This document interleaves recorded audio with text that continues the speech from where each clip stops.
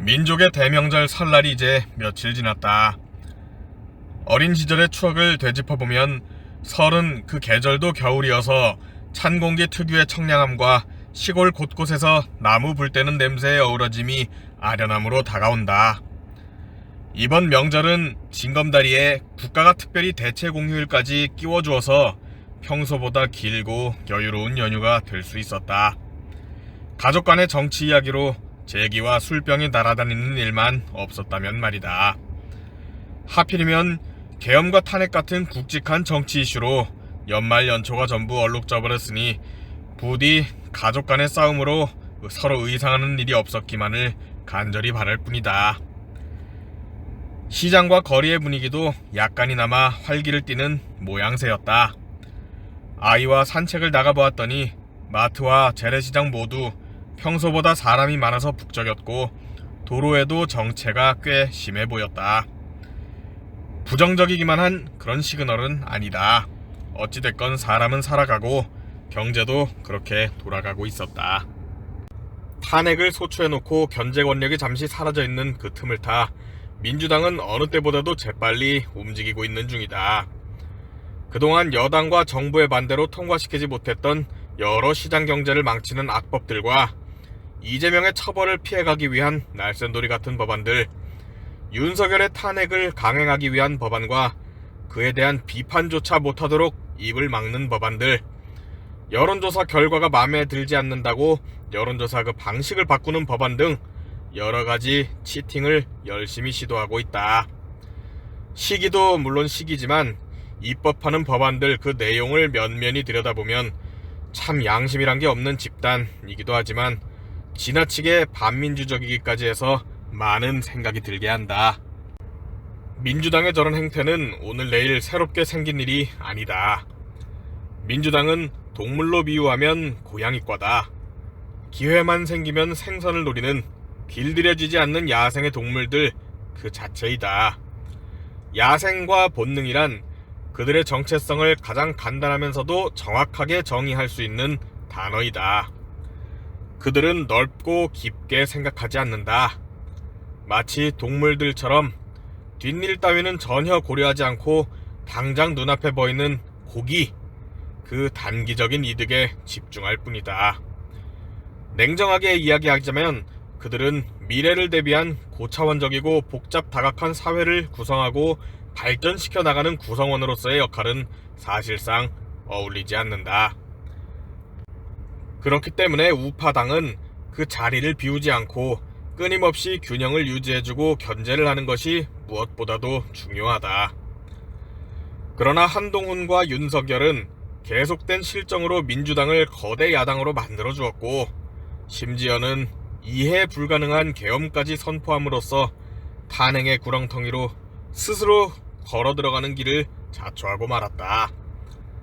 이런 한동훈과 윤석열의 자기 파괴적인 행태는 과거 오세훈이 했던 시장직 해삭방과 그 행태가 매우 비슷하다. 안 해도 될 걸 해서 부스럼을 냈을 뿐만 아니라 그 결과가 최악이란 점에서 특히 그렇다. 이런 상대의 자멸에 신이 난 민주당과 이재명은 이 틈을 타 기본소득에 준하는 각종 지원금과 지역화폐 등 온갖 선심성 포퓰리즘 정책으로 또 국민들 눈가리기에 들어갔다. 기습적으로 지원금을 발표한 지자체들을 보면 대부분이 전라도 지방에 하나도 빠짐없이 전부가 다 민주당 소속 지자체장이다. 명목은 다양하지만 금액은 대부분 비슷하다. 원래 목표로 하는 금액이 있기 때문인데 바로 이재명의 기본소득이다. 이런 지자체들을 들여다보면 하나 같은 공통점이 재정 자립도가 전국 최하위권이라는 것이다. 목적을 속이지도 않고 참 투명하다. 남의 것을 가져다가 우리가 쓰자. 나보다 많이 가진 사람들 거를 가져다가 쓰면 된다. 정확히 공산주의적 사고방식이다.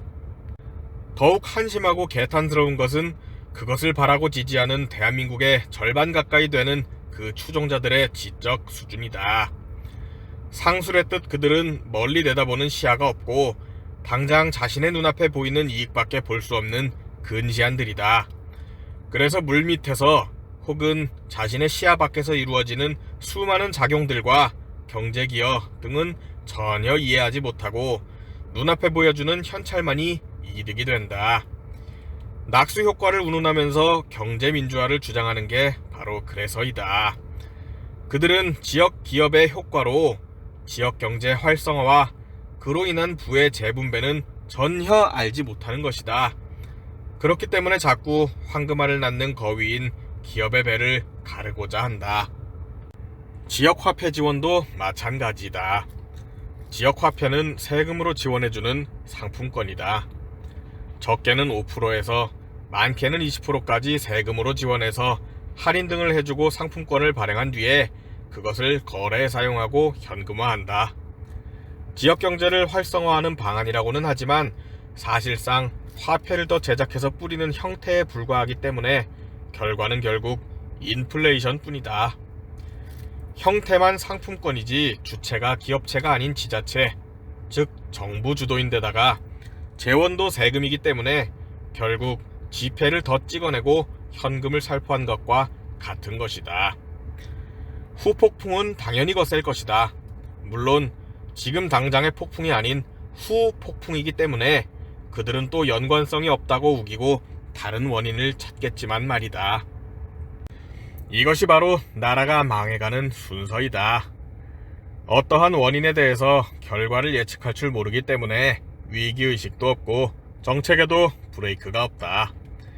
어려서부터 경제에 대한 수업은 전혀 없었고 전교조 선생들은 사회주의와 공산주의를 선전포장하면서 좌익적인 경제관념을 열심히 심어댔다.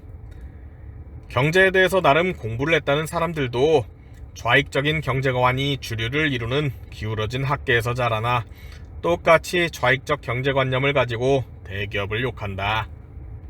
우파 정당의 가장 큰 잘못은 저들에 맞서 올바른 교육으로 자유주의 시민들을 길러내지 않고 그 맞대응을 오로지 반공에만 의존한 일종의 치트키로 해결해왔다는 점이다. 이념으로 뭉쳐있는 정당이 아닌 기회주의 정당의 전형적인 태도이다. 양당을 이루는 메이저 정당으로서의 자격이 없는 것이다.